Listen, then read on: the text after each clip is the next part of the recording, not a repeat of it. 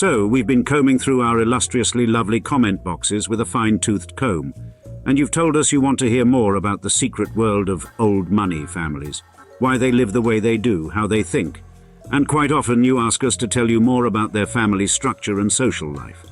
With this in mind, we thought, what better way to help you understand this enigmatic yet elegant class of beings known as old money than to start at the very beginning of their lives and describe how they grew up, and thus how they decide to bring up their own children. Therefore, you can sit back, relax, and confidently say that we here at Old Money Luxury are listening to your requests. And we've arrived to deliver on today's episode as we describe the differences between the upbringings of boys and girls in the upper crust and illustrate how old money families raise their children. Now there's a certain gravitas that accompanies the term old money, a phrase redolent of family lineages soaked in history and tradition. Of course, it's no mere child's play. The immense weight of these bloodline fortunes dictate the very core of a youngster's upbringing, defining their manners, their moral compass, and their societal norms. Indeed, often the progeny of these moneyed dynasties are brought up with a single-minded focus, often at the expense of other more common parenting techniques, and that expectation is protect the family fortunes and uphold the established societal rank. For instance, consider John D. Rockefeller, Jr. Despite occasional bouts of self-doubt about living up to his father's towering reputation, he navigated the family empire with steady resolve, perpetuating values such as philanthropy, solidifying the immense family wealth, and steering clear of the glare of the media to preserve the family's image for future generations. Then we have John F. Kennedy, Jr., often publicly perceived as the epitome of elegance and decorum, following in his father's illustrious footsteps. Although his life was tragically cut short, he seemed destined to ascend to the very zenith of public office and continue to secure the Kennedy name as American royalty, a perception that has struggled to continue in the 21st century. Similarly, Gloria Vanderbilt, with one of the names most synonymous with wealth in American history and an admittedly difficult upbringing, held up her mantle as the height of class and dignity throughout her life, and even managed to grow her own personal business empire, despite some previous Vanderbilt generations struggling to maintain their wealth. Thus, old money childhood, first and foremost, is seeped in one big word: expectation. As we've seen, that can lead to many children, maybe even most, answering the call with vigor and elegance, however. On the flip side, the crushing burden of this responsibility can cripple. Overwhelmed by the demands of their heritage, the children of old money families can implode under the pressure, unwittingly sabotaging their own prospects. Take the poignant tale of England's King Edward VIII, an example for the ages. The initial portrait of a distracted and anxious child evolved into an adult with a prominent self-destructive streak, despite his impeccably aristocratic demeanor and influential old money fashion sense.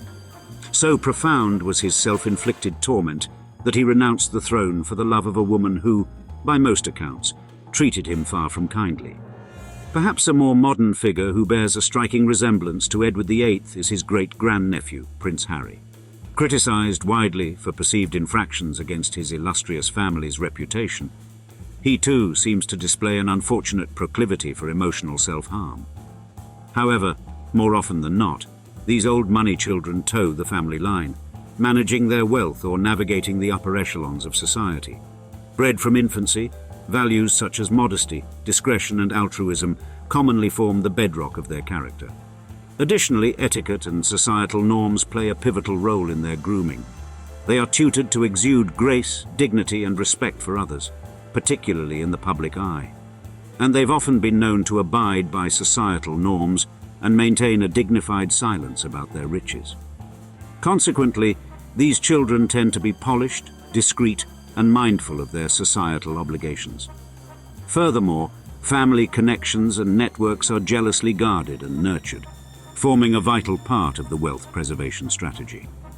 Children from such families are often privy to the world's most exclusive events and elite sports like polo or sailing, indoctrinating them into the prestigious social circles of their parents.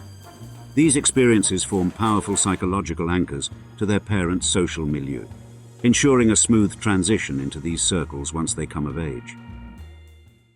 Now, it goes without saying that old money is synonymous with lineage and legacy, shaping the upbringing of young lads in these affluent families.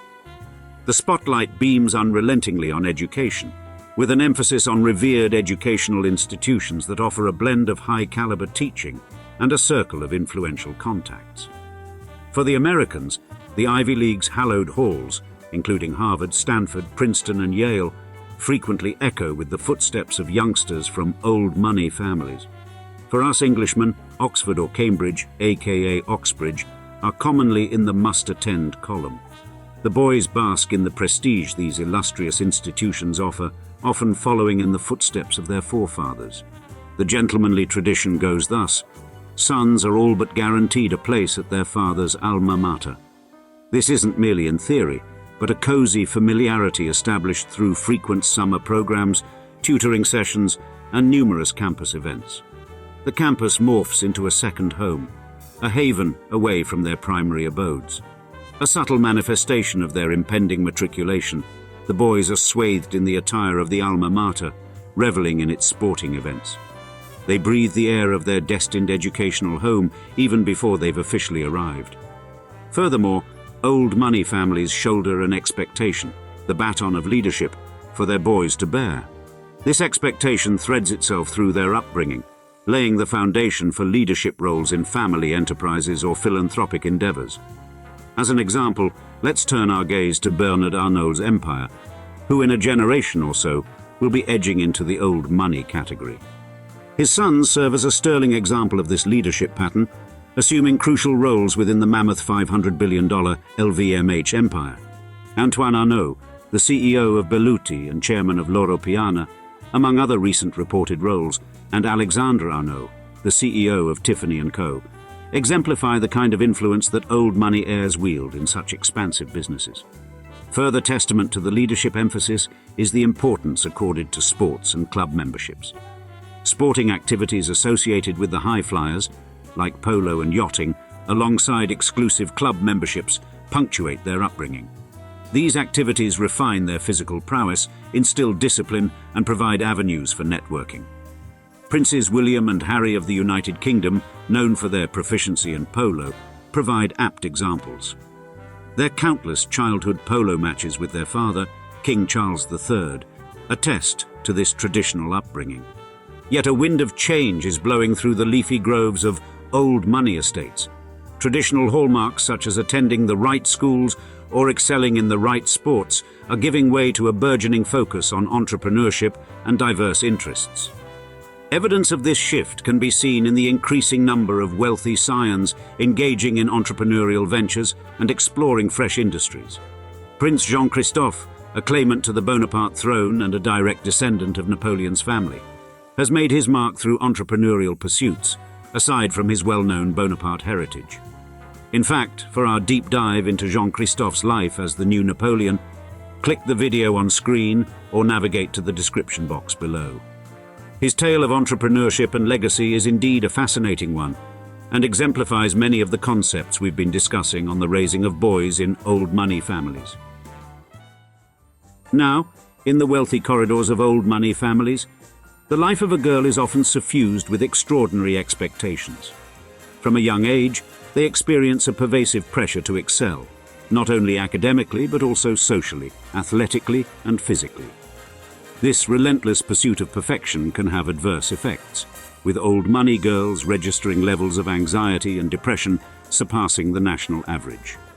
Caught in the gilded cage of affluence, these young ladies may grapple with understanding the worth of diligence and self-earned accomplishments. Their encounters with the less fortunate can be marred by a struggle to empathize with the hardships unseen in their silver spoon lives. Historically, debuts served as the rite of passage, a grandiose introduction of these young women to high society, marking their eligibility for marriage. Over time, these soirees have morphed into opulent networking events, with the coveted invitations extended only on the recommendation of a former debutante. This tradition has percolated through various cultures around the globe and continues to be a hallmark of upper-class life. Additionally, joining elite sororities, such as Alpha Phi, Kappa Kappa Gamma, and Delta Gamma, often forms a part of their college life, embedding them further into networks of privilege and prestige. Important who's who lists, like the Social Register and Historical Directory of Old Money families in the northeastern United States, have played a role in their lives, earmarking families of inherited wealth, Ivy League pedigree, and other birth privileges. This register, however, has seen its influence wane, its once shining light dimmed by the glare of celebrity culture. Although still existing and diversifying, it no longer holds the sway it once did over the judgment of a family's social standing.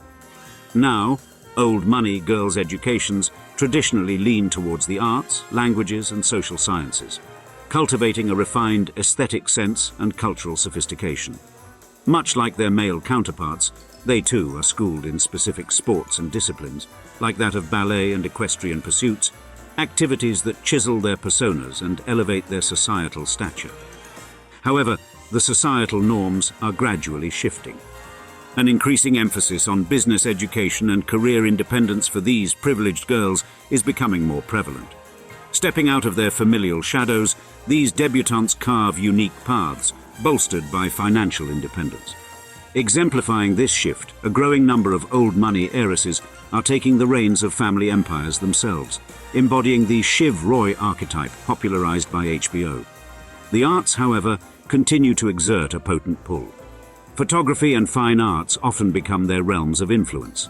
Notable examples include Daphne Guinness, Gloria Vanderbilt, and Peggy Guggenheim.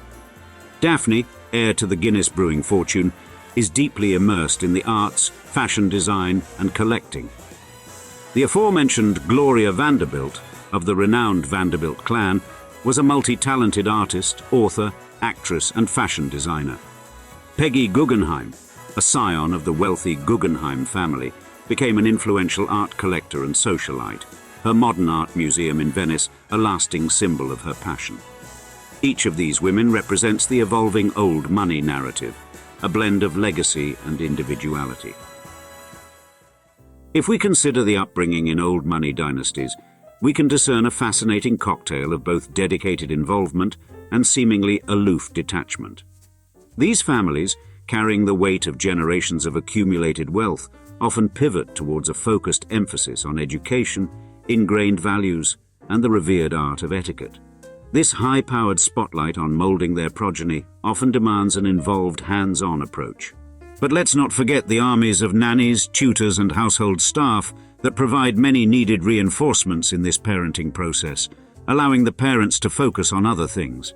Our previously mentioned Edward VIII is a prime case in point, though some might argue an extreme one, with his peculiarities and masochistic tendencies widely believed to be the handiwork of his psycho-nanny, who bore the primary child-rearing responsibilities while his royal parents were preoccupied with the demands of the monarchy. However, the cadre of professional help in these old money households often play positive pivotal roles, far beyond the ordinary. Nannies and tutors aren't merely caregivers or educators. They are responsible for sculpting future adults, imparting knowledge across varied subjects, and importantly ensuring their charges are versed in the social graces and etiquette that define their class. Household staff, like butlers and housekeepers, maintain an environment of structure and order, a necessity for raising well-adjusted children. Anyone needing a visual aid for this can simply dive into the world of Downton Abbey, the iconic television series that vividly captures these dynamics. But old money parenting isn't merely a carbon copy of mainstream approaches with a few zeros added. There's a unique emphasis on safeguarding their wealth and maintaining their societal standing, which in turn shapes their child-rearing strategies. Frankly, the conventional narrative of working for your money and sweat equity isn't given the same priority. It's more about nurturing social networks and connections that would ensure the continuity of their status and wealth. Interestingly, recent years have seen an evolution in old money parenting, with an increased stress on business education and career independence applicable to both sons and daughters. The global economy is evolving, and these pedigreed families understand the need to adapt and stay relevant. Thus, their commitment to progress, despite their historical roots, truly highlights the dynamic nature of their parenting. A perfect blend of tradition and modernity, The old money approach to raising children is a fascinating study of contrasts. Now, raised within the gilded walls of an old money heritage, individuals are set on a trajectory that has a profound impact on their adulthood. It molds their career path, dictates their marital alliances, and shapes their lifestyle, much like an unseen hand steering a ship towards its destined harbor. The upbringing in these families imbues their members with a distinctive set of values: modesty, prudence, discretion, a fervor for community service, and an undying commitment to education and financial sagacity. Such a set of values acts as an influential force in the career paths they choose. The gleaming luster of prestigious professions attracts many, while some find their calling in roles within the family businesses or philanthropic organizations. All this stands as an embodiment of the principles they've been raised on. Additionally, as we've mentioned in other videos, marrying within such families often has deeper implications than just romantic entanglements. It is also a strategy aimed at preserving wealth and social standing, leading to matches often made between similar societal strata. The power dynamics and social circles, thus reinforced, uphold the enduring tradition of old money families. Indeed, the lifestyle choices these individuals make can easily be attributed to their upbringing. They tend towards exclusive activities and hobbies that resonate with their class, such as polo matches, yachting voyages, and philanthropic endeavors. Therefore, an old money upbringing also shapes one's social circles and worldview. This social cadre often contains individuals from similar backgrounds, thereby preserving wealth and status through these maintained connections. Their outlook is a reflection of the values imbibed during their upbringing, like the importance of maintaining a certain level of privacy regarding their wealth. However, obviously, the world of old money isn't just a bed of roses. It comes with its own set of pressures and challenges. The weight of expectations to succeed academically and professionally is often heavy, as is the responsibility of preserving the family's wealth and societal standing. Navigating societal and familial expectations and dealing with potential stigmatization linked with their wealth are other challenges they face. An old money upbringing, therefore, while privileged, presents its unique complexities and pressures. And now we'd like to see you in the comments. Which other aspects of the old money lifestyle would you like us to cover? We take note of every single suggestion, and as you've seen, we most often deliver on our promise. We can't wait to hear from you. And as always, thank you for your continued viewership here with us at Old Money Luxury. Cheers, until next time.